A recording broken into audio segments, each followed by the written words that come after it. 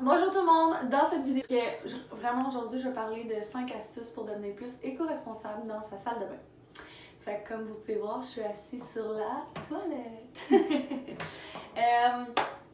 Fait que vraiment, je vais vous parler de 5 astuces qui peuvent vraiment faire la différence économiquement et pour la planète. Fait que ça vous permet à vous d'économiser, puis en plus, vous faites un geste de plus pour être plus durable et sauver notre belle planète. Le premier geste que vous pouvez faire pour être plus éco-responsable dans votre salle de bain, c'est des tampons démaquillants ou des lingettes pour le visage ou les deux. C'est sûr que moi j'utilise les deux. J'utilise vraiment un gros carré qui est comme 4 fois celui-ci pour le visage, pour me nettoyer le visage vraiment.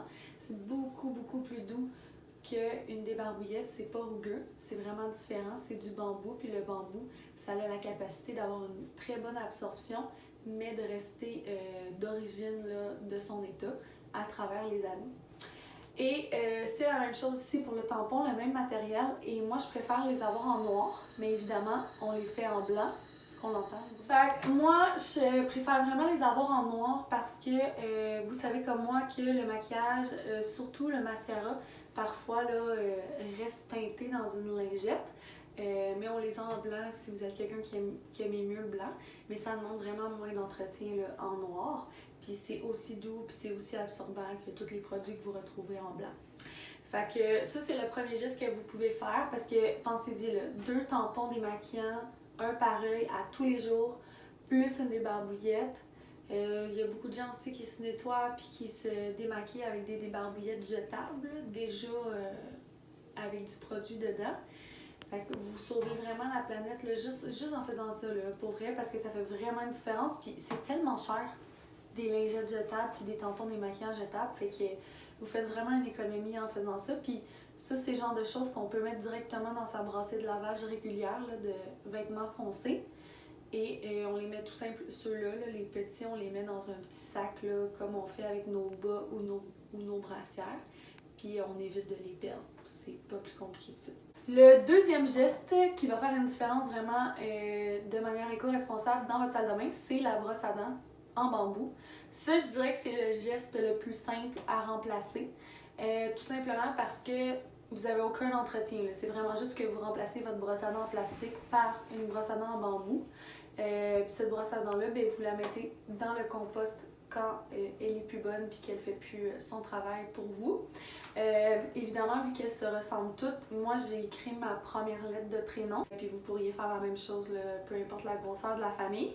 Fait que la grosse différence aussi avec une brosse à dents en plastique, c'est que le poil des brosses à dents en plastique est très abrasif, rugueux, excusez, et il a tendance à vraiment agresser les gencives, tandis que dans ce cas-ci, étant naturel, c'est très doux, même que la première fois que vous l'utilisez, la plupart d'entre nous trouvent que ça ne fonctionne pas, puis on est comme « Ah, c'est ben trop doux, tu sais, est-ce que ça fonctionne vraiment? » Puis vous vous rendez compte après votre brossage que ça a autant fonctionné qu'une brosse à dents en plastique. C'est juste que c'est vraiment plus doux pour les gencives, fait qu'ils vont pas saigner puis devenir tout enflés. Troisième geste à changer dans votre salle de bain, c'est le cure-oreille compostable et réutilisable. Il y a une capsule complète là, sur le cure-oreille parce que souvent on sait pas trop comment l'utiliser puis pourquoi utiliser ça. On est un peu déstabilisé par ce genre d'objet-là. Fait que je vous recommande fortement d'aller voir cette vidéo-là qui se retrouve aussi sur la chaîne YouTube de l'Écolo Accro. Quatrième geste pour être plus éco-responsable dans sa salle de bain, utiliser des produits naturels, biodégradables et véganes. Donc on en retrouve quand même beaucoup partout maintenant. On en retrouve même dans des petites épiceries fines. Puis on en retrouve majoritairement là, dans des petits commerces ou des magasins évidemment là, axés sur le zéro déchet. Fait que c'est pas si difficile que ça à trouver. Sinon, il y a plein de choses que vous pouvez faire vous-même. Moi, il y a beaucoup de choses que je fais moi-même, mais là, je vous montre un exemple. Les savons.